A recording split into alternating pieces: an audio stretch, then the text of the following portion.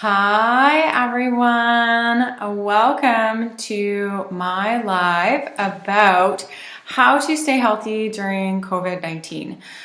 So in this live, I'm going to be talking about some strategies to keep your body at ultimate health. They're going to be some pretty great strategies to keep in mind. Some may be things that you've already thought about. Some may not be. I'm not going to be going over supplements in this talk. That is for a different one. So tune in later this week and I will be talking about supplements that you can take to support your immune system and protect your body. But today we're going to be going over how to stay healthy. So, when people get stressed, myself included, the first thing, at least me, I want to do is I kind of want to go binge on a bag of chips or, eat a bunch of chocolate, and I just kind of want to stress eat.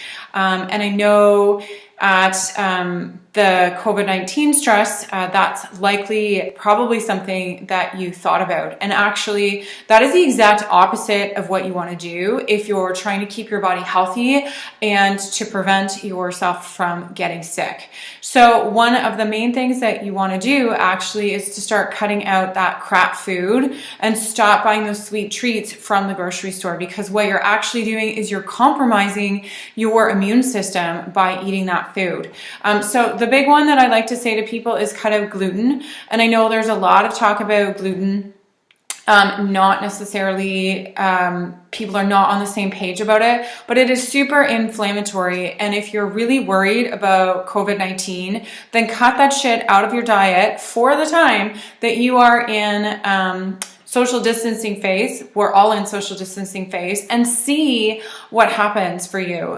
Because this is actually a really great time to trial that. What great motivation to, look after your body than right now. So I challenge you to go gluten-free and just see what happens. Gluten issues are not always GI issues. I know everyone links gluten with celiac, and that is not necessarily the case. So gluten can cause a lot of immune issues. For me, actually, the last time I was sick, I ate 5 rolls from Red Lobster. They were really good. Those buttery rolls that they serve before the meal, and I hadn't had gluten in about 2 years. And I got the worst cold of my life. Because it really was wreaking havoc on my immune system. So absolutely cut out gluten and see what happens. What have you got to lose, right?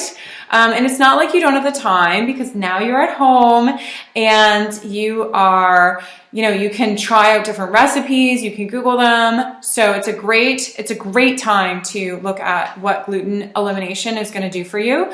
You may find that it eliminates your anxiety. You may find that your GI tract improves. You may find overall health and energy. These are a lot of things that my clients feed back to me when they cut out gluten. It's like a world of a difference. The other thing that you're going to want to do is you're going to want to be working on including more fresh fruits and vegetables, or frozen, because I know in my town, all of the frozen food is gone. So especially the fruits and vegetables. So really work on increasing that. Any foods with vitamin C can be helpful, because vitamin C, as you've probably seen, is a really great option for keeping the immune system strong. And so peppers are a good source of vitamin C. And oranges, you can also just Google vitamin C sources and find some great sources there. But you definitely want to be upping your fruits and vegetables. If you have a juicer, start juicing. I don't recommend juicing full-on oranges. It's going to do wacky things to your blood sugar. But definitely throw oranges in there. You can juice vegetables. There's lots of therapies out there, like the Gernstein therapy for cancer, for example, that just uses juice. So this is going to high dose your body with lots of great nutrients. And if you have a shitty digestive system, you're going to be bypassing the body's inability to kind of get those nutrients out of the food by juicing it. So you can definitely supercharge things by juicing. So that is another great option that you want to do. You also, if you're going to do, some snacks, you want to make sure that you're snacking on healthier snacks instead of binging on, or not even binging. Maybe you're just, having cupcakes and ice cream, and this is just a great excuse for you to do whatever. But if you are, serious about protecting and building up your body, which we all should be at this point, then you definitely are going to want to be cutting out the crappy desserts and the crappy snacks, or at the bare minimum, pairing it so that you're going to get your blood sugar nice and balanced. The other thing you're going to want to do is breakfast. So you're going to want to, really work on starting your day right. So smoothies is a big one for me, steel cut oats, eggs and spinach. So really get that body started on the right track. This is not necessarily the best time to skip breakfast, unless you're somebody who does intermittent fasting regularly, but really work on keeping that routine. So this is food-wise a really great way for you to stay healthy. The food that I like to promote is a paleo or a modified paleo diet. And so you can definitely do some more research into that and see if it's for you. But this is really a diet that's going to bring down most of the inflammatory foods are cut out. And so it's going to give your body the least amounts of inflammation possible. And when you're not as inflamed, your immune system is absolutely going to be stronger. Some of the other things you might want to do is just to start to, if you're working from home, it can be really easy to lose the structure, and that can actually make your mind go a bit woo. And so you definitely want to have a good structure to your day if you can. So keep some sort of routine going, keep exercise incorporated into your day. What's been super cool for me, and maybe I'm just noticing this more, but I'm seeing more and more people out running in my community and getting outside and doing all the things that actually should regularly be incorporated into our lifestyles. So this is a great opportunity for you to do those kinds of things. So exercise, for example, going for a run outside or a walk after dinner. This is a really great way to de-stress the body. It actually moves the body's lymph. And so when you're moving your lymph, you're actually supporting proper drainage and removal of bugs and things that we don't want in our body, of bad bacteria and things like that. And so this is actually going to be really beneficial for your health in this way.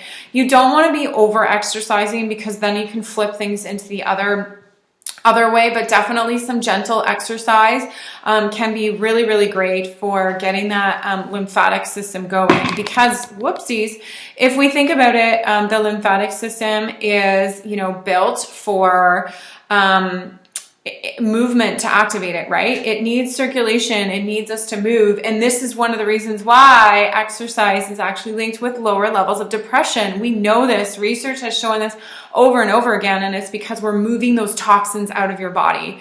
Your blood circulation relies on your heart pumping. So you're going to need you don't need to do anything, right? It just happens naturally, but exercise is very different. So definitely get outside, keep that routine solid and strong.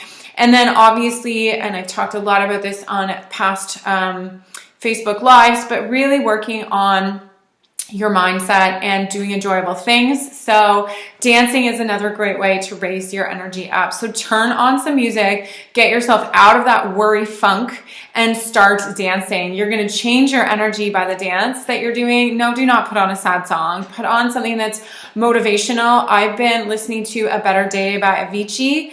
I think I'm saying his name right, but I really like that song. I like the message behind the song. And so that is a great song to be listening to right now, and envisioning about how things are going to be incredibly awesome. Maybe not at first, but I think we're heading into, a really awesome pathway forward, as we've all had this opportunity to stop, to pause, to reflect, to really see things for as they are, and recognize what needs to change in our lives and in our world. So I think some really, really positive things can happen out of this, and that is also really, really important to remember. So super basic today, but basics are really, really important.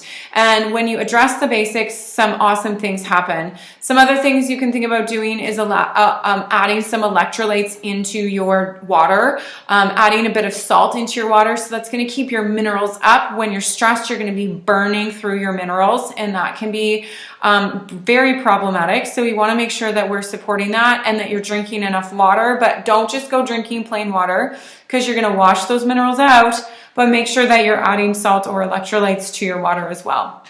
So hopefully this was helpful for you. And let me just check and see what time I'm going to go live tomorrow. So tomorrow, my day is a little busy. So I will be live at 2 tomorrow, and I'm going to be doing a 30-minute yoga. So tune in tomorrow at 2, and I will see you for some yoga. Bye, guys.